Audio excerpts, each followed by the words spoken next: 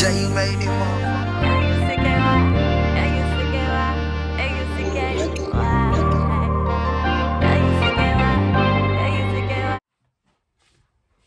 What are we doing tonight before the ball drop?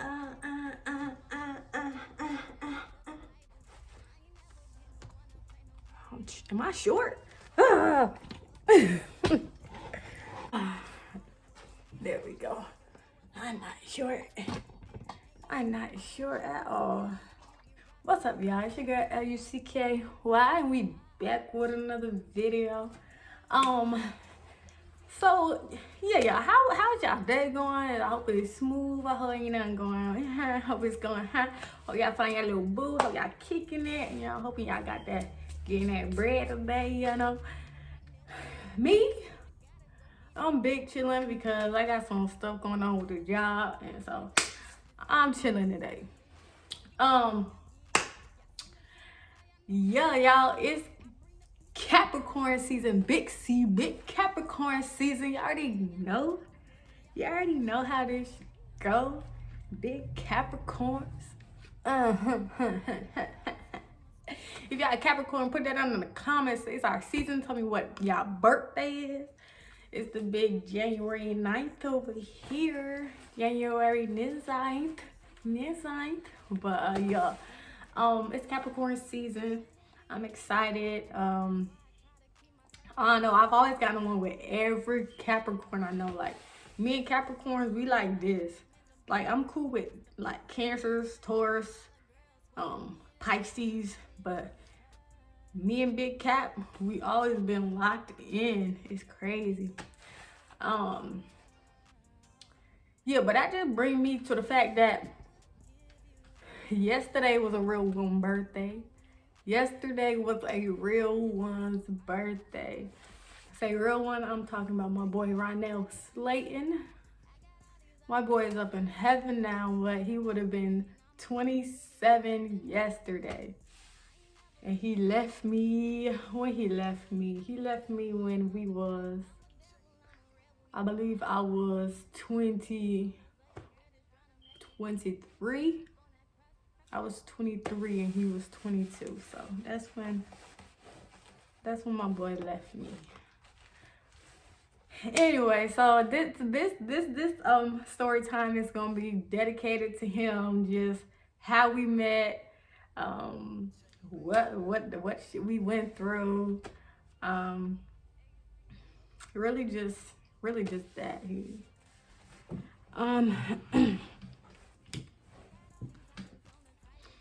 So here goes nothing. All right, my boy Roneill Slaton. I met my boy when I was 19 years old.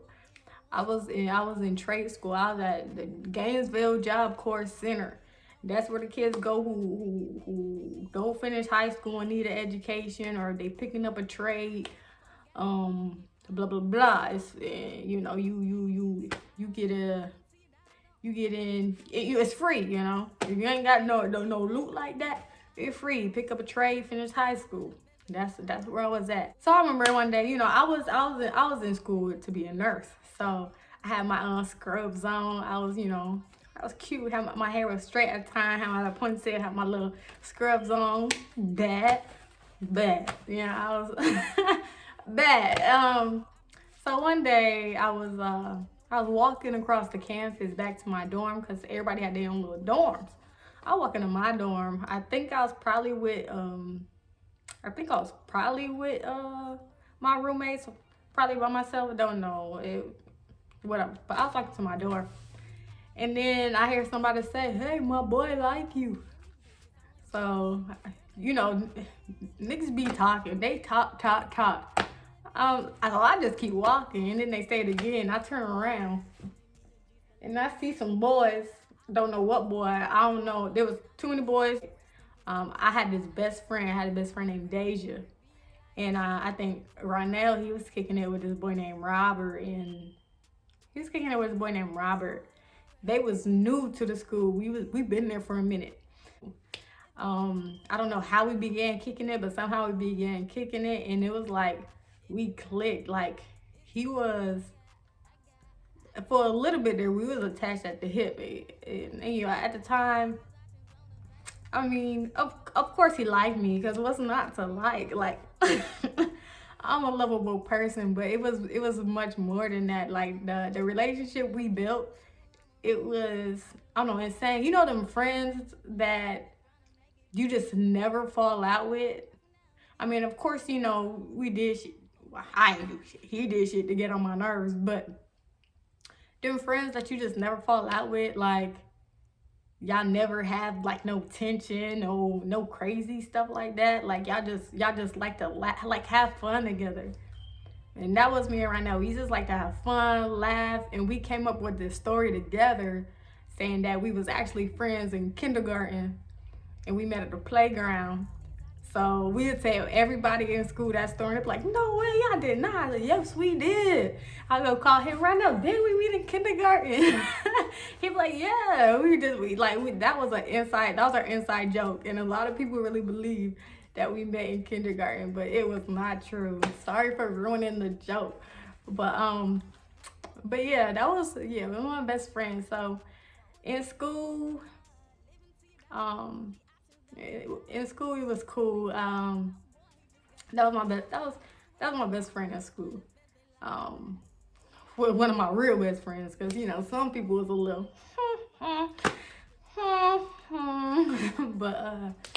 but yeah. And then after I graduated, I went off back to Orlando. The school was in Gainesville. I believe he finished. I'm gonna say he finished. And then after he finished, I don't know, somehow, some way, he was living in Tampa, but I don't think Tampa was really working out for him. I don't know, people be struggling. And we wasn't like talking as much around that time after we both finished school, but he was in Tampa. And then we start talking again when he said he was moving to Orlando. He told me he was moving to Orlando. And so I'm like, cool, bet. Yeah. You know, I'm all open arms. That's my buddy. That's my friend. We, you know, it's here. And we both here with the music. We love music. So yeah, come to Orlando. Yeah, I ain't know. Yeah, might as well. And we linked with some of our old friends from the school. And we were just driving around, you know, just having fun, being young, being wild, young, and free. That's what he's being. I think that's the word of the song. Young and wild and free. So up in here. Yeah, it was that song. We was being young, wild, and free. Like, you know, he ain't had no, we both ain't had no cars. So if I would hang out with him, we would both hop on that bus. We'll go to the mall or go to we went to Burger King one time, and the food was horrible. We made jokes about that all the time, like trash. We went to Universal. I took him to Universal City Walk. At one point he got a job at the airport, and I was so proud. Ew. Why are you acting like that? Because I'm shy. You're not. You know, when you got a friend that just be doing shit, you know, not to be bad or like, you know, just to survive. When you got a friend that's just out here surviving, we're all surviving, but some of us are surviving worse than others. When you got a friend out here just surviving, doing shit just to make it, just to eat at night, you know, it hit different, because you and you ain't no judgments. Like, you gotta do what you gotta do, and if whatever I can do to make it easier, then that's what I'll do. But yeah, we went to the mall one time, and we went to the jewelry store. He loved jewelry. I love jewelry too, but you know, he loved jewelry, and he really the reason why I just want to shine so bad. I want to shine for the both of us, for real. Like, he was that type of dude. Like, he had nothing, so he wanted everything that he never had. So we was at the jewelry store, and the lady at the counter, she was like, "Hello? I didn't even know you texted me. Let me see. What did you say?" You said, "Are we beefing?" No, we're not beefing. I didn't see that message. But yeah. Anywho, yeah, we were at the jewelry store, and the lady was like, hey, if y'all apply for a credit card or something like that, we can get a piece of jewelry for free. And Roneill like, bet, he said he gonna give me something. He said he gonna give me something fresh, something apply, something clean. I'm like, I mean, boy, do what you wanna do. Do your thing. So he went through the process. It wasn't long at all. And then after he went through that whole process, y'all,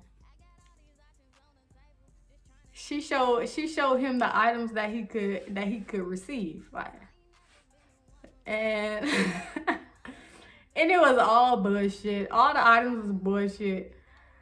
We were like, damn, man, they should have showed us what we could get before he even did it, because all of them was bullshit. We ended up picking this bead. It was this little bead, right? It had like red and white stripes on it. A bead, y'all. Like one of them beads that you put on one of them little fake neck. A bead. A bead. That's what it looked like, a bead.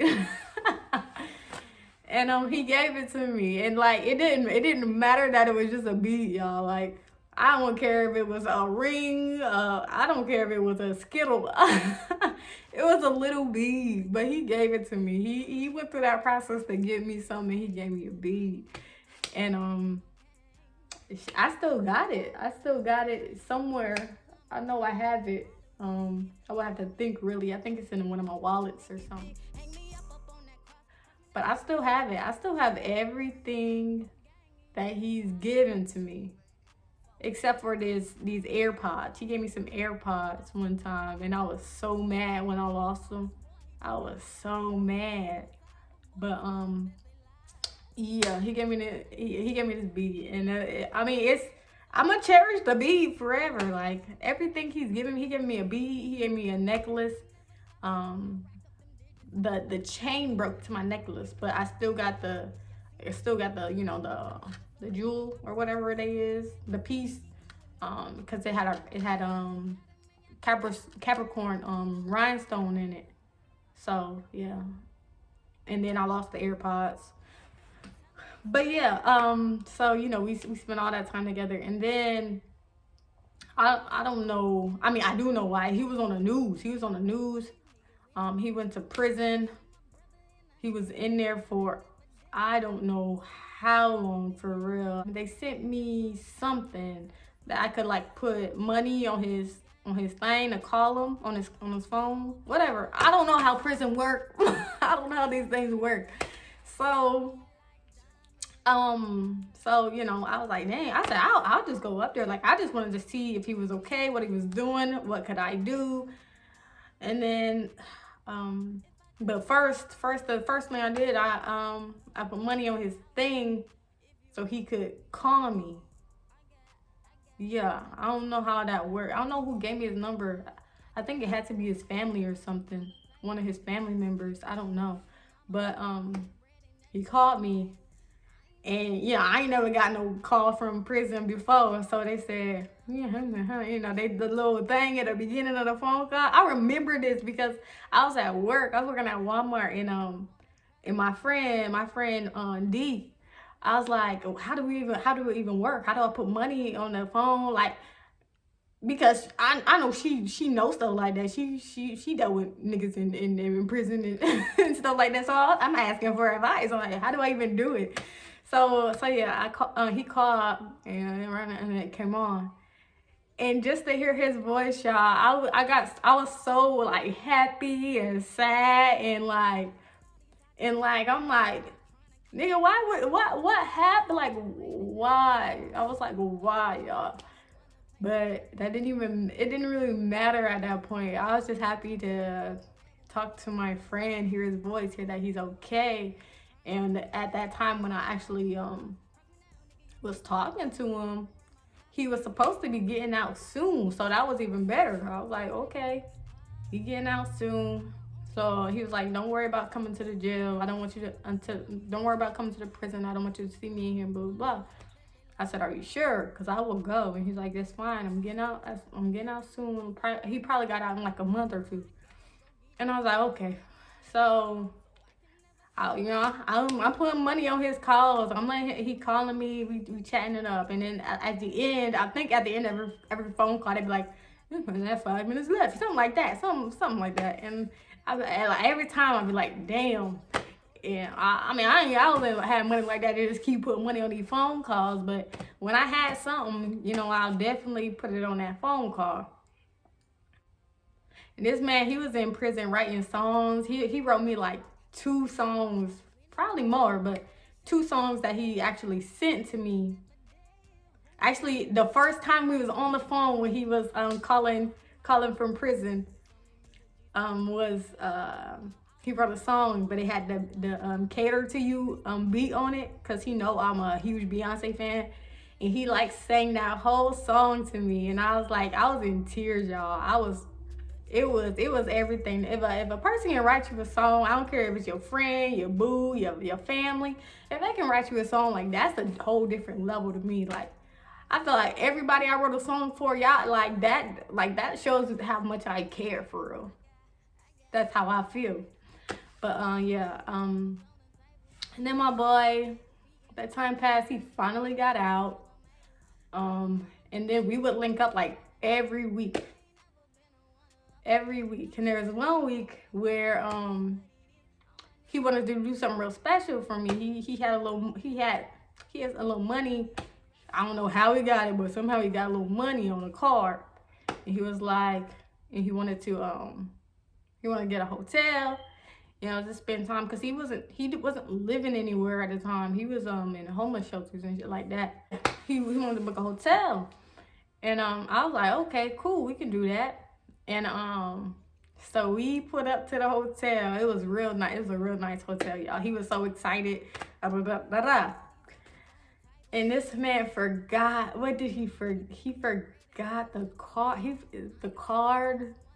forgot his wallet. That's the thing. He was on the bus. He was like, damn, I must have left my wallet on the bus. And I'm like, well, I don't got it like that. So if you ain't got no money, then we can't stay at no hotel. He was like, he felt so bad, y'all. I mean, some niggas, they grimy for sure, but he wasn't that type of nigga. So I knew he felt bad. I knew, like, I already know who he is. I knew that he didn't do it on purpose. But I also knew that I ain't had it like that to be trying to get this hotel. Like, it was booked for sure, but when you go to a hotel, you need your card and your ID. He didn't have those things. So I was like, well, we gotta find somewhere that's not this expensive if we gonna chill. And yeah, we did not do no hanky panky. That's not where the story getting to. We just chilling. So we found this rinky-dink hotel that I looked up. I looked up my thing, got us an Uber to it. It was close, y'all. Got an Uber to the rinky-dink. And we literally just it was so bad, y'all. It was hood. It was on Orange Blossom Trail, and if y'all know what Orange Blossom Trail is, y'all know what Orange Blossom Trail is. So it was hood as hell, but all night we just talked. Like, he ain't try to do nothing to me. He ain't try, like, we talked the whole night, watched movies. There was pizza. I think he was able to get us some pizza, because I know I ain't buy that pizza. So he got us some pizza.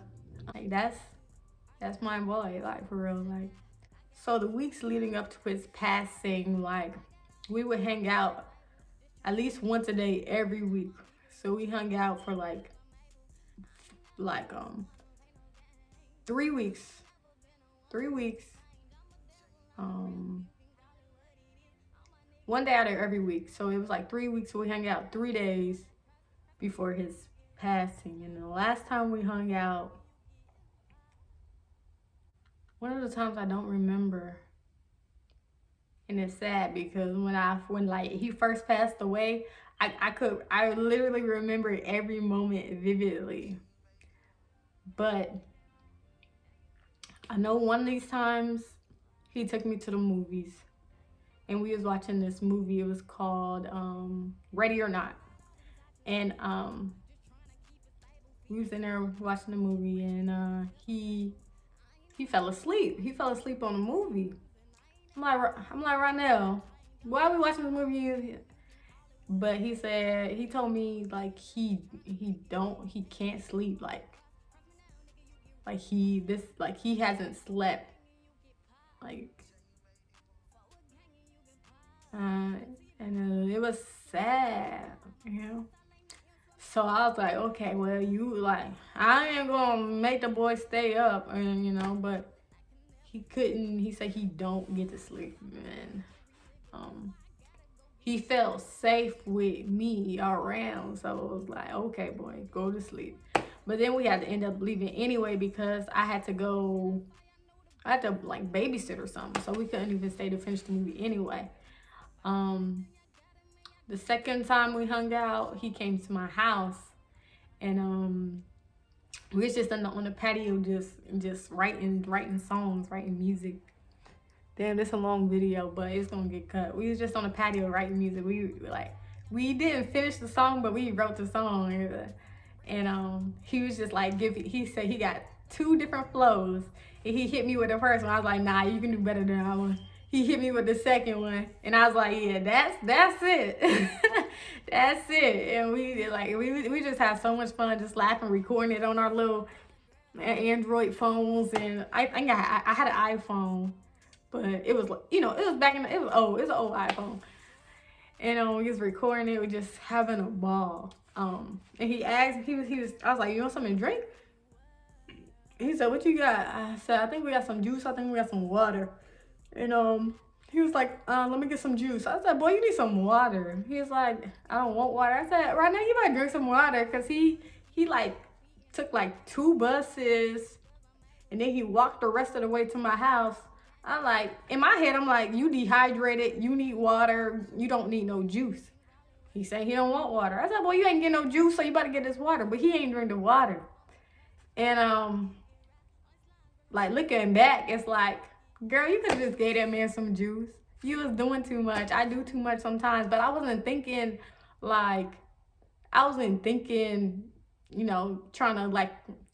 trying to control the situation. I was, but that wasn't my thought process. My thought process was, boy, you need some water. You don't need no juice. That was my thought process. And looking back, I'm like, girl, you should just gave that man some juice. Like, why you didn't get that man some juice? But anyway, that was the day. And then there was this another day when he wanted to go to this like little anime. The last day he wanted to go to this like little, not anime, but the little lifesaver. He had this real cool lifesaver, and I think I had my car at that time, I think.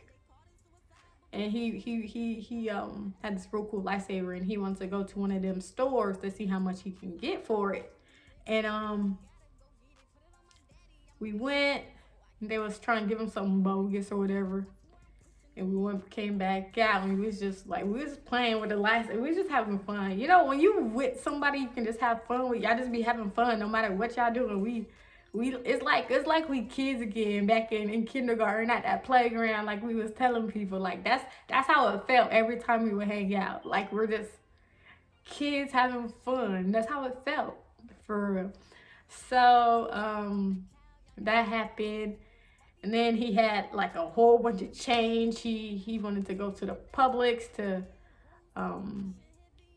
pour it. Oh, that's what happened.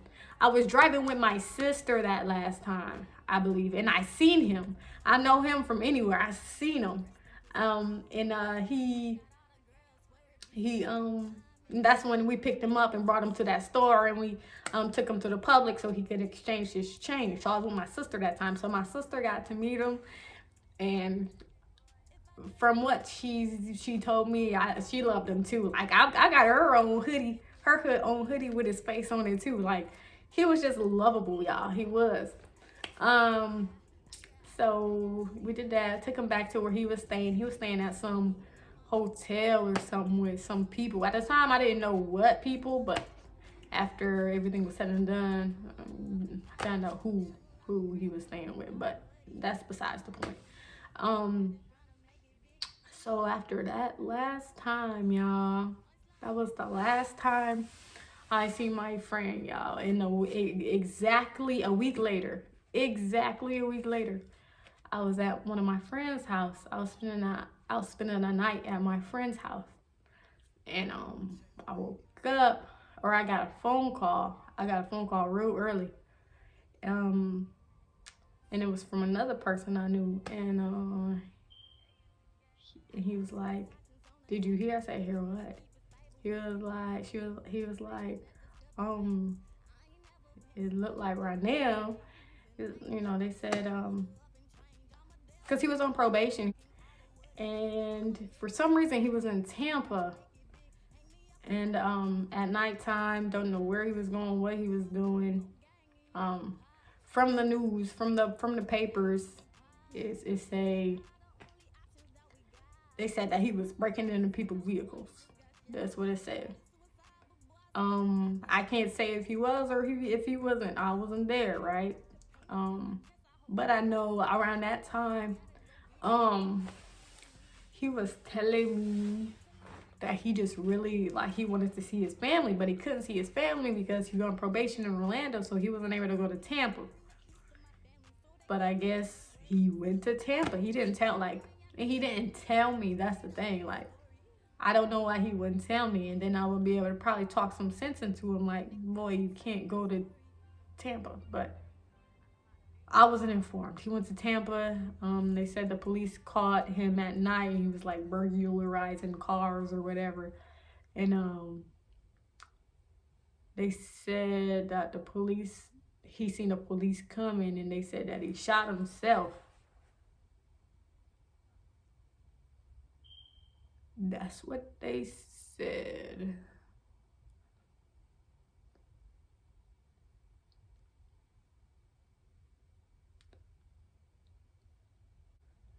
And I really wanted to believe that that wasn't true because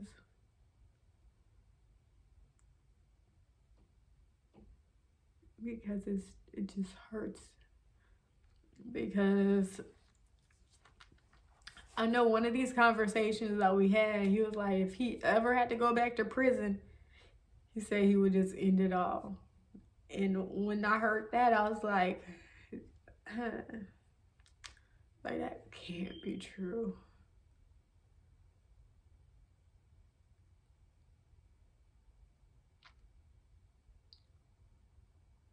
But yeah, I got the phone call.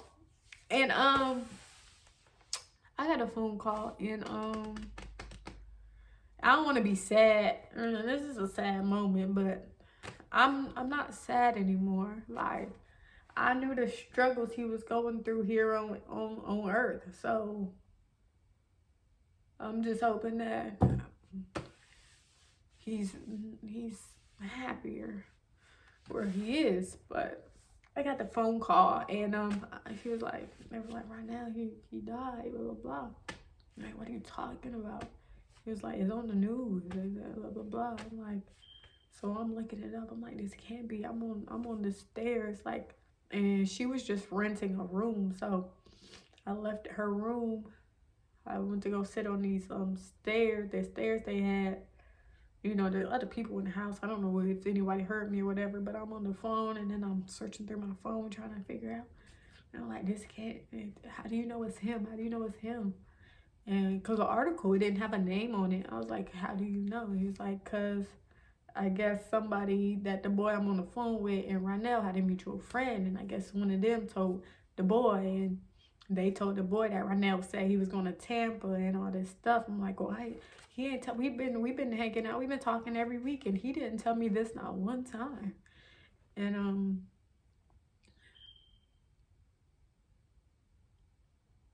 but it was true. My friend was gone.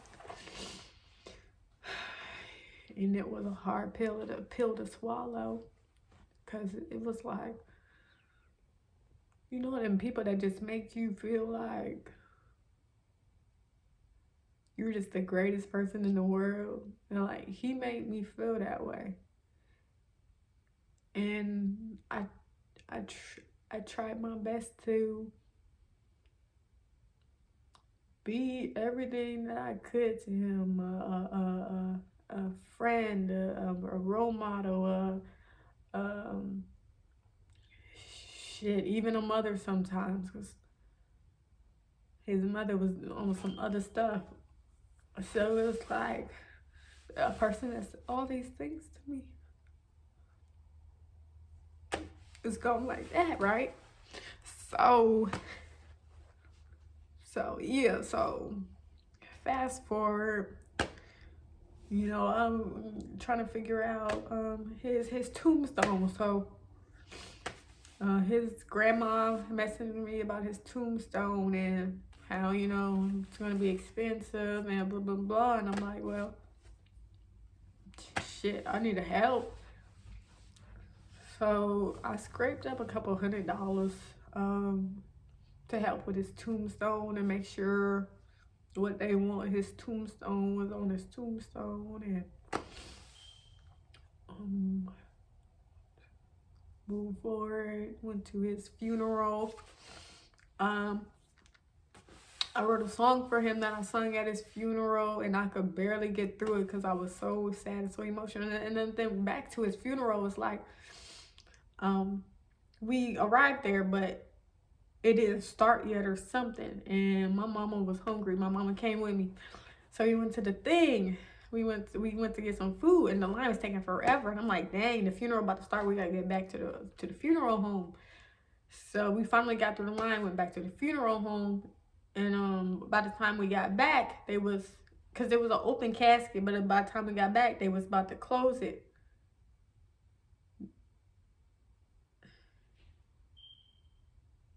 They was closing the casket. So all I really wanted to do was just, I mean, I know it's him. I know all his family know what he looked like. I know that, you know, but I wanted to really see for myself, and I didn't get to see him, and maybe it was for the best. I don't know, but I missed viewing him.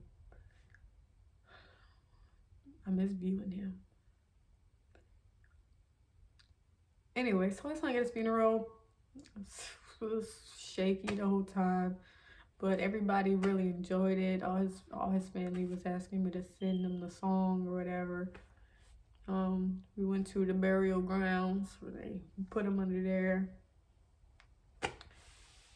and yeah, so that's the story of that. That's Roneill Slaton. Long live him. When I tell y'all that boy, he could be friends with a fly. He was so charismatic, y'all. But so yeah, his birthday was yesterday. I was trying to think of what I could do for him, but I couldn't really think of nothing but a balloon release, and I wasn't really feeling that, at least not yesterday. I really don't know what I'm gonna do, but we came to the conclusion that I'm gonna do something for him during my birthday celebration, like have a little moment, just you know, giving him a moment, you know, his own moment. So that's the plan. I still gotta figure out what I was thinking about, getting like some little Tampa, like party, little, you know, little party things, but you know, Tampa'd out, and just, you know, repping it for him, because he repped Tampa to the day he died. He got a TB on his chest. He had a TB on his chest. So yeah, that's the story of my friend, y'all. That's Roneill Slaton. And yeah, I'm not about to be sad because he wouldn't want me. He was the happiest person I knew. But when I look in his eyes, yeah, I seen the sorrow. But he was a fighter, y'all. He really was a fighter, and that's what I'm gonna keep with me. And he's one of the few guardian angels I got that I'm still fighting for. You know, I'm still trying to elevate, not for me, but for all of us. So thank y'all for watching this video again. Make sure you like, comment, subscribe, hit that notification bell, ding dong, ding dong. And Put down in the comments if you're a Capricorn, your date, if you whatever zodiac sign you is. Long live Roneill Slaton, y'all. And I'm gonna talk to y'all when I talk to y'all when I'm talking. Is it cute? That's not cute. What the hell? All I ever wanted was to see you smile, and I know that you're looking down on me here right now.